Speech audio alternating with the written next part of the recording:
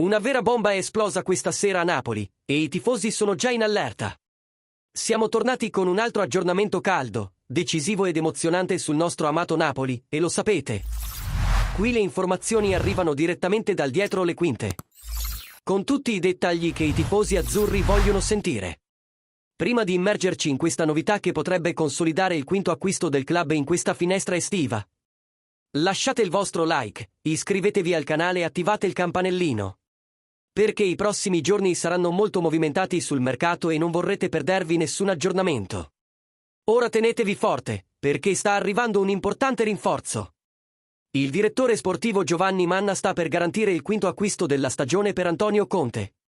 E il nome di turno è Juanlu Sanchez, terzino destro del Siviglia, di soli 21 anni. Secondo l'ultima edizione del Corriere dello Sport, le trattative sono in fase avanzata, con un accordo quasi totale tra i club. Il Siviglia, che inizialmente chiedeva 20 milioni di euro, ha già abbassato la richiesta a 17 milioni. Mentre il Napoli ha messo sul tavolo un'offerta di 12 milioni fissi più 2 milioni di bonus, con possibilità di adeguamenti finali. Il punto di discussione al momento è la percentuale di rivendita futura, clausola che il club spagnolo desidera includere per garantire profitti in un'eventuale vendita del giocatore nei prossimi anni. La buona notizia: Juanlu ha già raggiunto un accordo salariale con il Napoli ed è entusiasta della possibilità di indossare la maglia azzurra. Questo possibile accordo arriva subito dopo le trattative andate a buon fine per De Bruyne, Marianucci, Bokema e Noah Lang, dimostrando che il Napoli non scherza in questa finestra di mercato. Il club lavora con concentrazione, strategia e rapidità per dare a Conte una rosa completa e competitiva per le 4 competizioni che lo attendono.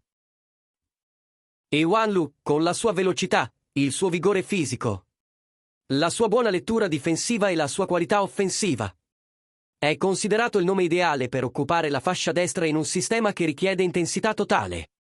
Conte ama i terzini che attaccano e difendono con la stessa consistenza. E Juanlu si adatta perfettamente a questo profilo, essendo giovane, malleabile e pronto a crescere sotto la guida di un allenatore esigente come l'italiano. Ora vogliamo sentire la tua opinione, tifoso napoletano. Credi che Juanlu sia il nome giusto per rafforzare la fascia destra del Napoli?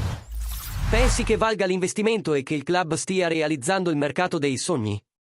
Lascia la tua opinione qui nei commenti, perché la tua voce è parte fondamentale di questo viaggio.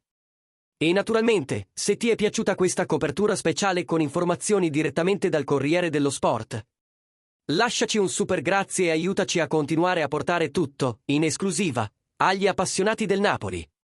Alla prossima, e forza Napoli!